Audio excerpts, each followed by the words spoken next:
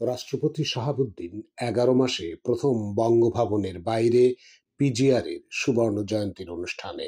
ভারতের কলকাতার দৈনিক এই সময়ের খবরে জানা যায়, প্রায় ১ বছর পর বঙ্গভবনের বাইরে প্রথম কোনো অনুষ্ঠানে যোগ দিলেন রাষ্ট্রপতি মোহাম্মদ শাহাবুদ্দিন চুপ্পু।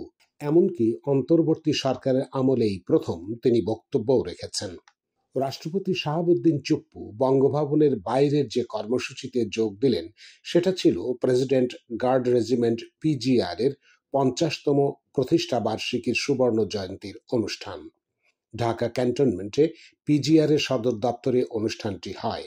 উল্লেখ্য, গত বছরের ৫ই আগস্ট শেখ হাসিনা সরকারের পতন ও পলায়নের পর সশস্ত্র বাহিনী দিবস, বিজয় দিবস, শহীদ দিবস, স্বাধীনতা দিবসে কেবলমাত্র শ্রদ্ধার্ঘ্য অর্পণ ছাড়া বঙ্গভবনের বাইরে আর কোনো অনুষ্ঠানে রাষ্ট্রপতিকে দেখা যায়নি। আগে ঘন ঘন চেক আপ ও চিকিৎসার জন্য বিদেশে গেলেও হাসিনার পতনের পর তাও বন্ধ। এমনকি রাষ্ট্রপতি নিজ জেলা পাবনায়ও যাননি গত ১১ মাস।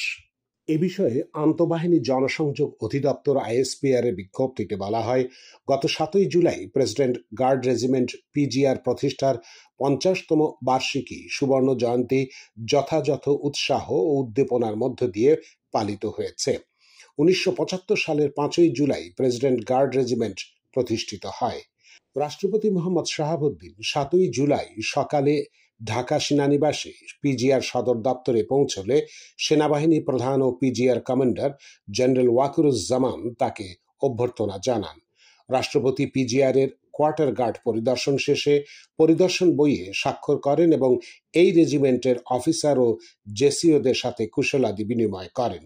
এরপর তিনি শহীদ ক্যাপ্টেন হাফিজ হলে পিজিআর এ কর্মরত সকল অফিসার, জুনিয়র কমিশনড অফিসার এবং অন্যান্য সদস্যদের উদ্দেশ্যে দরবারে বক্তব্য রাখেন।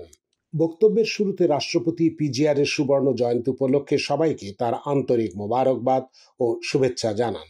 তিনি সশ্রদ্ধ চিত্তে মুক্তিযুদ্ধে আত্মত্যাগকারী বীর শহীদদের পাশাপাশি প্রেসিডেন্ট গার্ড রেজিমেন্টের ৫জন শহীদ সহ সকল প্রয়াত সৈনিকদের স্মরণ করেন এবং তাদের আত্মার মাগফিরাত কামনা করেন।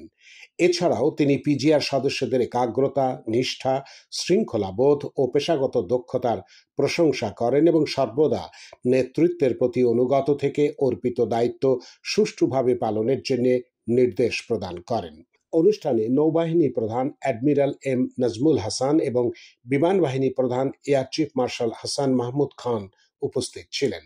এছাড়াও সিজিএস, পিএসও, এএফটি, কিউএমজি, রাষ্ট্রপতি সচিব, প্রতিরক্ষা সচিব, রাষ্ট্রপতি সামরিক সচিব সহ ঊর্ধ্বতন সামরিক ও অসামরিক কর্মকর্তাবৃন্দ উপস্থিত ছিলেন। এ সময়ের খবরে বলা হয়, অতীতে এমন অনুষ্ঠানে প্রধানমন্ত্রী, মন্ত্রী পরিষদের সদস্য ছাড়াও বিশিষ্ট নাগরিকদেরকে আমন্ত্রণ জানানো হয়েছে। তবে এদিন সরকারের প্রধান উপদেষ্টা মোহাম্মদ ইউনূস বা তাঁর কোনো উপদেষ্টাকেও দেখা যায়নি। তবে নৌ ও বিমান বাহিনীর প্রধান সহ সামরিক বাহিনীর পদস্থ কর্মকর্তারা অনুষ্ঠানে উপস্থিত ছিলেন। তাৎপর্যপূর্ণ হচ্ছে, গত ১ বছরে রাষ্ট্রপতিকে কোথাও বক্তৃতা দিতে দেখা যায়নি।